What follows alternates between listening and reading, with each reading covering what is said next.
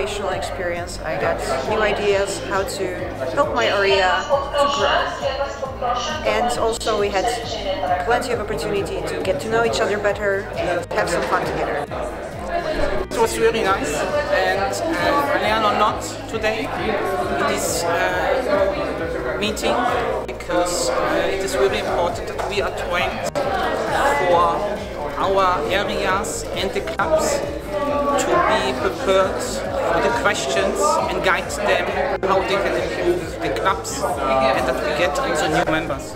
Very friendly, very supportive, also a lot of knowledge here, and good to see people in person from the district, and good to have the integration here. It was, part of it was purely about the organizational bits, voting, and we had also a few quite interesting workshops.